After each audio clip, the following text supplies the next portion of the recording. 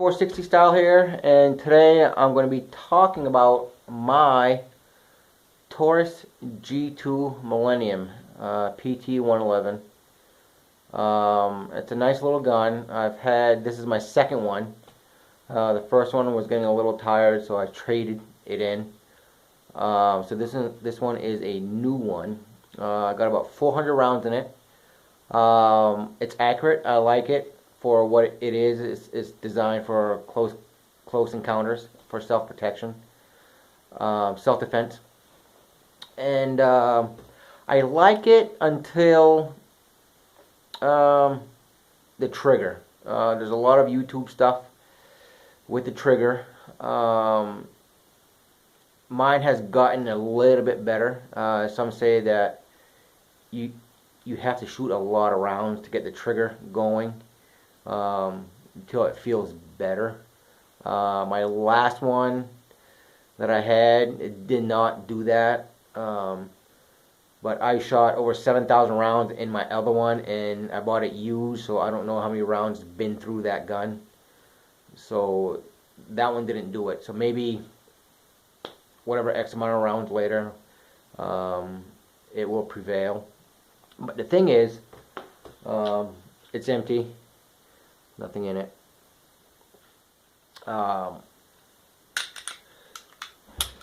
The thing is, it's the trigger.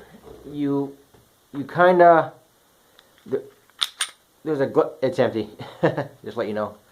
There's kind of like a glitch in it. You can kind of feel that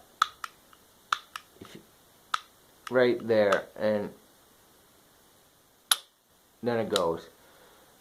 And that's because of the safety, because you'll never shoot it exactly right on there and that goes away. So you almost gotta kind of train your finger to be right dead on it. But that's never gonna happen in a live situation, because I've been to the range already, shot 400 rounds, and your finger is still gonna bypass it like that. I mean, I don't have big hands. I got like medium-sized hands, and it's still my finger passes it no matter what. So now you're putting sideways pressure across the trigger by squeezing it. And it's just a natural motion, and you either learn to deal with that or you trade in for something else. I still believe that if I still shoot many rounds through this, like I said, my other one did not do it, but the gun shoots nice. I like the recoil of it. I put my hot rounds, reload rounds through it. It shoots well. It ejects well, like my other gun did.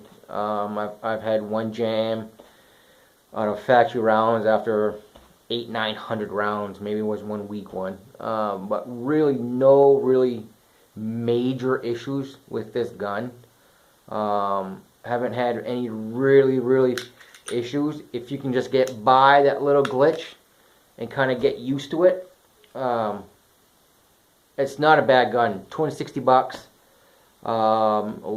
Many videos on this weapon. 9mm, very nice round. Everybody knows that the 40 is kind of dying right now. Law enforcement is going back to 9mm in the SIGs. Now they got like 20 rounds, or 19 or 20 rounds, and that's a lot of firepower for for self-defense and for military or law enforcement or range shooting. Either way, this one here has a 12-round magazine. It's pretty basic magazine, nothing fancy. It shows 12 by the second dot on the lower one, obviously, and it goes in nice. Haven't had any magazine issue, no feed issues. I clean it about every 500 rounds. I clean it. Safety, it's non-ambidextrous. Safety is not non-ambidextrous. But the stippling is really comfortable in my hand. Feels better than my 1911. and that's the reason why I bought this gun again, because I'm just so comfortable with it. The stippling is really nice, checkering, or I don't know what you call it, stippling, I guess, or so a lot of these guns, a lot of these Tauruses, they retooled. You know, back in Brazil, they bought all new machines, so now they're punching these out like there's no tomorrow. It's not a bad gun. I don't know what the weight is. I'm sure it's in the catalog or whatever it is. A lot of information online, but I've shot many rounds with my other one, and I really, really like this gun for what it is. I carry a Tagua. I think that's how you pronounce it. I'm French, so you know, we pronounce things more different. Tagua, an IWB leather. I think this is like $25. It's non-ambidextrous. This is for right-handed, but very comfortable, very soft.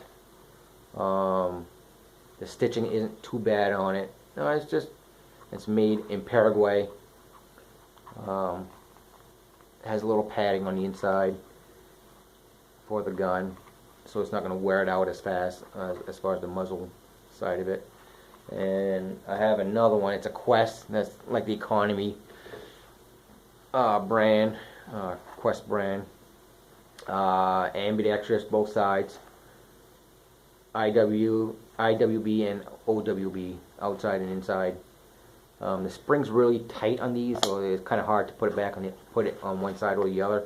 But besides that, it's really soft material on the inside here, and again, it's not going to chafe the gun, the barrel, you know, the muzzle side, and there's nothing for the sights to stick on it. I'm not trying to sell product, but this is what I got. In today's markets, I mean, there's a lot of really higher end stuff that you can get for different reasons. You know, the chest style, or you know, harness, and many different styles of holsters out there.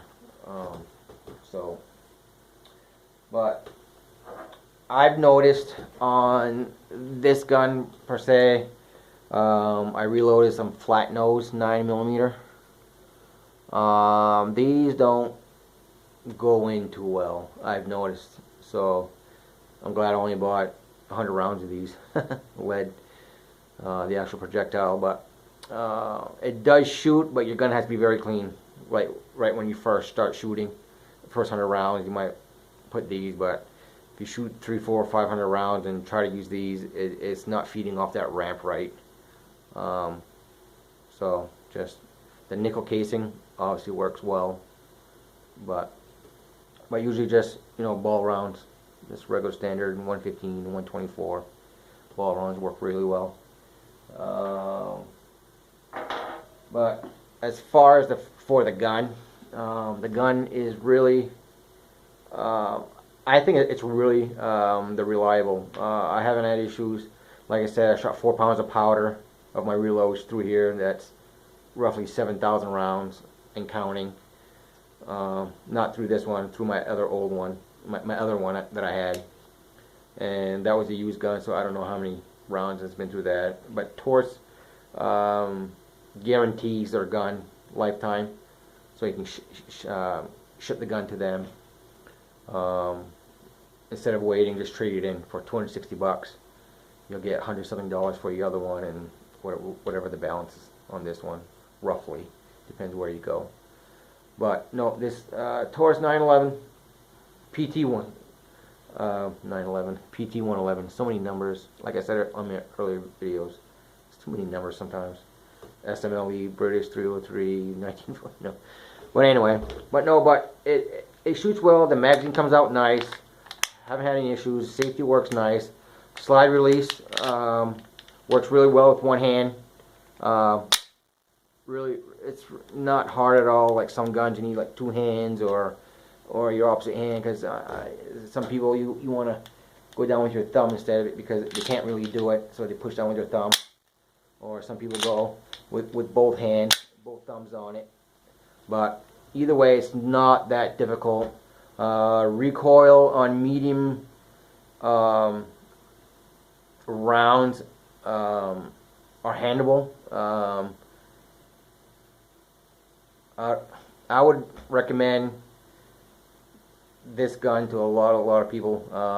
I have already, and I know 4 or 5 bought some.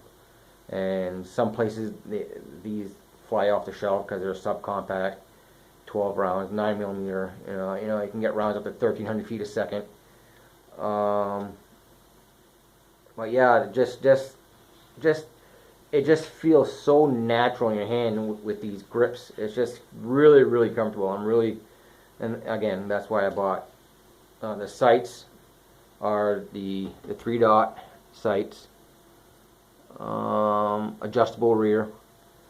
Not bad. You don't get a lot of an adjustment, but 20-30 feet away, 10 yards away, it makes a difference. You're off 4 or 5 inches left or right, which is still pretty good.